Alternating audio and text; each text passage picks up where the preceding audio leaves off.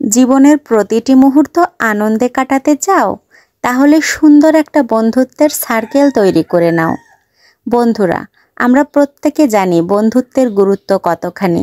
জীবনের প্রতিটি মুহূর্ত আমরা অনুভব করি, সেই ছোট থেকে শেষ পর্যন্ত, জীবনের শেষ মুহূর্ত পর্যন্ত যাদের নাম কখনো হৃদয় থেকে মুছে যায় না, তারাই হলেন আমাদের বন্ধু। ছোটবেলা থেকেই আমরা বন্ধুত্বের বন্ধনে বাঁধা পড়ে যাই অনেকের সাথে, অনেককে আবার হারিয়েও ফেলি। আবার কেউ কেউ থেকে যায় হৃদয়ের মধ্যখানে, সামনাসামনি দেখা হলেও কথা বলি না। কিন্তু শিশুদের ক্ষেত্রে ব্যাপারটা সেরকম না। আমাদের বড়দের বন্ধুত্ব হারিয়ে যেতেই পারে যে কোনো কারণে, শিশুদের বন্ধুত্ব কখনো হারায় না। আর শৈশবের বন্ধুত্ব থাকে একেবারে কোনো রকম স্বার্থহীন। এই যে দেখুন, ছোট্ট ছোট্ট শিশুরা পরে ক্লাস 3-তে, বয়স আর কত, 8 বা 9, তারা প্রত্যেকে বাড়ি থেকে বিভিন্ন উপকরণ এনে স্কুলে মুড়ি পার্টি করছে। প্রত্যেকে চাইলে বাড়িতেই মুড়ি মেখে খেতে পারত, কিন্তু ওই যে স্বাদটা যে বাড়াতে হবে অনেকখানি, তাই বাড়ি থেকে কেউ এনেছে পেঁয়াজ, কেউ এনেছে মরিচ, কেউ এনেছে লেবু, আবার কেউ এনেছে ছোট্ট একটা বোতলে করে সরিষার তেল। হয়ে গেল উপকরণ। এবার 5 টাকা করে চাঁদা তুলে কিনে নিয়েছে চানাচুর এবং মুড়ি। বাহ, কত সুন্দর স্বল্প খরচে জীবনের সবচেয়ে আনন্দদায়ক মুহূর্ত কাটানো। এরকম সুযোগ হয়তো আমরাও জীবনে অনেক পেয়েছি এবং এভাবেই কাটিয়েছি নিজেদের স্কুল লাইফ, কলেজ লাইফ। চাইলেই যে কেউ মনে করতে পারেন এই ভিডিওটি দেখতে দেখতে। তো চলুন, আমিও আমার ছোটবেলার একটি স্মৃতি এদের কার্যক্রম দেখতে দেখতে মনে করে নেই। আসলে মনে পড়ে গেল, কিছু স্মৃতি আছে ভোলা যায় না, ক্ষণে ক্ষণে মনে পড়ে। ঠিক সেরকম ঘটনা যখন রিপিট হয় তখন মনে পড়ে।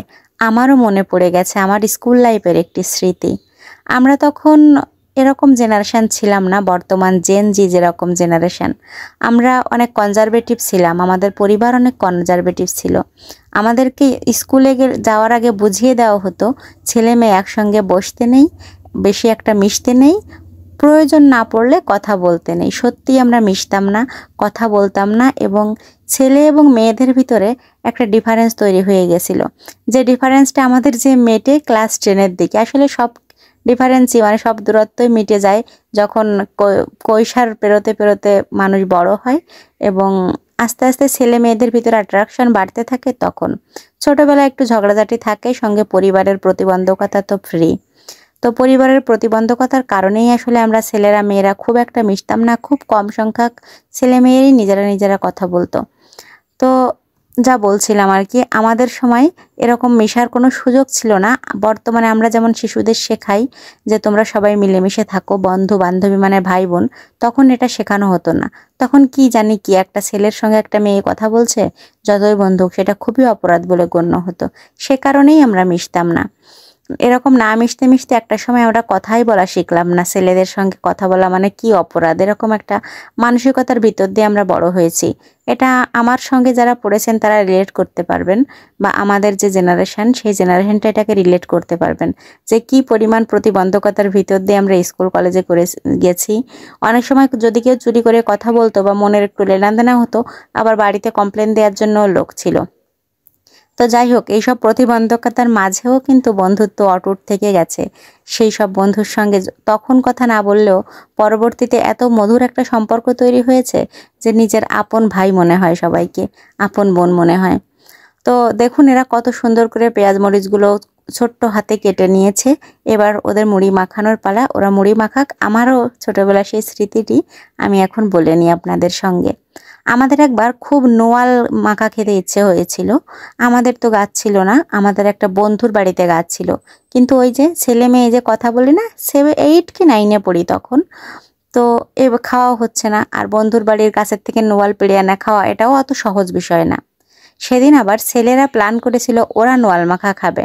আমাদের আগেই সেই বন্ধুর বাড়িতে চলে গেছে, যে ওরা 1 বালতি নোয়াল পেড়ে নিয়েছিল। আমাদের মেয়েদের পক্ষে সম্ভব না গাছে উঠে পারা, আবার ওদের কাছ থেকে চেয়ে নেব, কথা তো বলি না, তো কিভাবে নেব। আমরা জাস্ট নোয়াল গাছের নিচ দিয়ে গেলাম এবং যে যে যাচ্ছি 7-8 জন আমরা ছিলাম, প্রত্যেকে 1 মুঠ করে নোয়াল নিয়ে দৌড় মারি। ওরা প্রথমে বুঝতে পারেনি, গাছ থেকে নেমে এসে দেখে যে নোয়াল টোয়াল নেই, হাওয়া।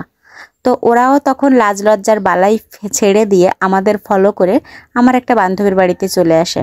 তো আমার সেই বান্ধবীর বাড়িতে আমরা নোয়ালটা মাখা রেডি করছিলাম, মানে ভর্তা টাইপের আর কি। ওরা এসে ওদের বাড়িতে একটা ক্যারাম বোর্ড ছিল, ওরা কিছুই না বলে, আমাদের সঙ্গে কোনো রকম কথা না বলে ক্যারাম খেলতে বসে পড়ে।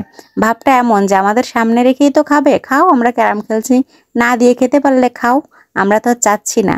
তো ওইভাবে তো কাউকে বসিয়ে রাখা যায় না। তবে আমাদের মাথায় একটা দুষ্টু বুদ্ধি খেলে গেছিল। আমরা নিজেদের অংশের নোয়াল ভর্তাটাতে মরিচ টরিচ ঠিকঠাক দিয়ে ওদের অংশেরটাতে প্রচণ্ড বেশি ঝাল দিয়েছিলাম, মানে যা নোয়াল তার 3 গুণ মরিচ। ভাবতে পারেন সেভাবে খাওয়া যায়? দুইটা জিনিসই যেহেতু সবুজ, আর ছোট মানুষ তো ওরা বুঝবে না, আর আমরা যেরকম করতে পারি এটা ওরা আশাও করেনি। তবুও কি জানি কোন দুষ্টু বুদ্ধিতে করে ফেলেছিলাম। তবে পরবর্তীতে ওরা অনেক কষ্ট পেয়েছিল। যে এক এক গাল করে মুখে নিয়েছে তার কথা বলার ক্ষমতা নেই, শুধু মুখে নিয়ে ক্যারামটা রেখে বাড়ি চলে যাচ্ছে, মানে কোনো রকম বাক্য ব্যয় না করে। পরে আমাদের ভুল আমরা বুঝেছিলাম এবং সরিও বলেছিলাম। তবে একটা সুবিধা হয়েছিল, তারপর থেকে আমাদের সবার ভিতরে একটা আন্ডারস্ট্যান্ডিং তৈরি হয়ে গেছিল, আমরা অনন্তকালের জন্য বন্ধু হয়ে গেছিলাম। তো আপনার এরকম অভিজ্ঞতা থাকলে শেয়ার করবেন। ধন্যবাদ, ভালো থাকবেন।